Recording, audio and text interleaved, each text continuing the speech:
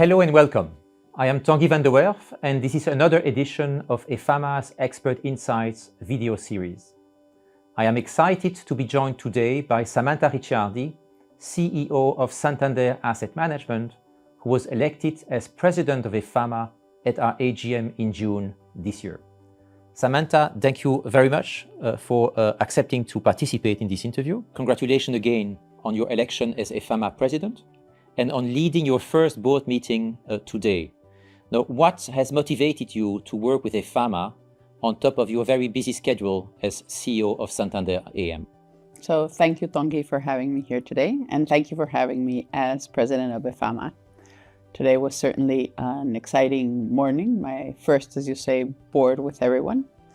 But let me go back to your previous question, which is what inspired me to be the President of EFAMA. And I am going to tell you a little personal story, which is that when I was young, way back when, one of the things that I noticed that was really lacking in my environment, and I grew up in Mexico, is that there was a very low understanding of finance and a very low understanding of how we were going to get to the next month or the next year or just further on to pensions. So I've always felt that there's been a lack in financial education, so that first and foremost. And secondly, and also coming from a developing country, the importance of understanding your financial literacy and what the future holds. And in that sense, I've always been really interested in understanding pensions and how we can help us all have a decent retirement. So that, I would say, is like the number one reason why I thought this was an exciting opportunity for me.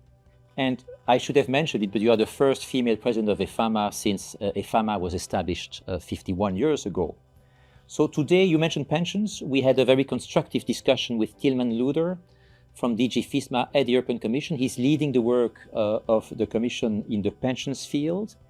How important is it to grow pension assets, and what should the EU and the member states do to grow pension assets?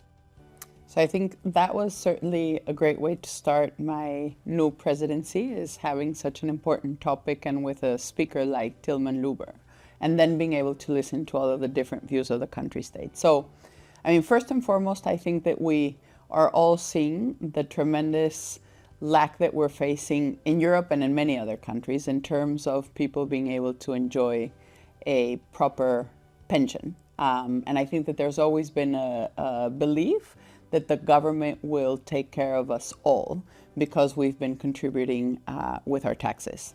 And I think we can all comfortably say that there's not going to be enough money for all of us to live and to live a nice pension, or just a decent pension, let alone a nice pension. And what's clear to me today and what we saw is that this is very much something that is an important topic for everyone. I mean, both at the Commission level as well as in the country states. But there's certainly also a feeling that there's a mix of feeling of whether this is something that should be a directive from the Commission or where do the country states stand in this. And it is very clear, at least to me after today, that the Commission can very much set guidelines of where we can go, but that's then really down to the nation states to be able to implement appropriately in their own countries. But if there's one thing I would take away is, how do we really help all of Europeans go from cash, because that's what most of our citizens are into the capital markets? Because unless we do that alongside saving more, none of us will be able to have a decent pension. Now, the topic of boosting or increasing retail participation in capital markets is very important for policymakers in the EU, also for our members at EFAMA. The existing customer journey is known to be extremely complex. What are your views on ways to simplify the customer journey as it is today? And I think you really touch on an incredibly important point, which is the complexity. Without a doubt, what we have today is incredibly complex. And what we see is that when people see complexity, they're just scared and they feel it's terribly risky.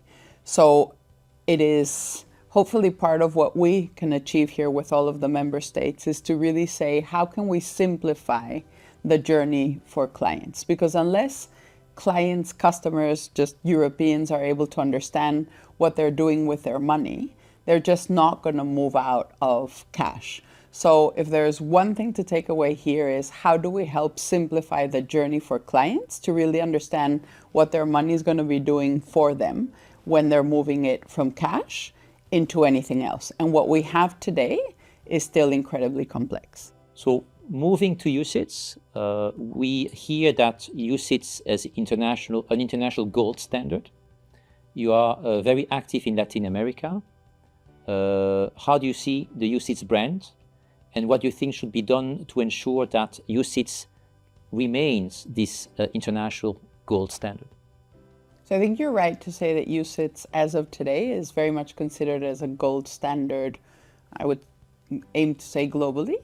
But first of all, I think we shouldn't just sit on our laurels and think that it will always be a gold standard. So I think it is upon all of us to ensure that it will continue to be that gold standard and that we evolve in time to make sure that it continues giving, again, that feeling to people that are investing that it is a gold standard and that their interests are going to be withheld at the core of what UCITS delivers, which is clearly the case today.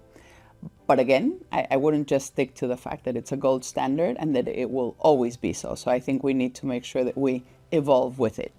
And then to your other point of whether it's a gold standard in other markets, and I can certainly talk to the Latin American ones where Santander has a very strong footprint, is I think it's been quite successful in expanding into other markets. Chile is certainly one where UCITS products are commonly used both by institutional and retail clients, but there's still more work to be done because that's not the case in every state in Latin America, where they're of course competing with having local products versus UCITS.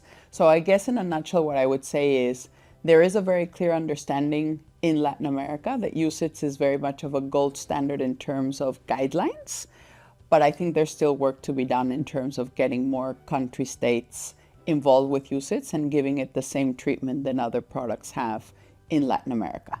And if I may just add, I think that there's still, and this is something I learned today, is that there's still work to be done in Europe to ensure that UCITS has the same cross-border for all of the countries. I mean, the countries that a Santander Asset Management is present in, I see some of the countries where UCITS is fully embraced and is the go-to standard of products, but it's not necessarily the case for all of the countries where we're in Europe. So thank you, Samantha, for your time. I agree with you. A lot of work still to be done. And we look forward to engaging with the policymakers under your leadership in the next 2 years. Thank you so much. Very exciting for me too. Thank you, Tanguy.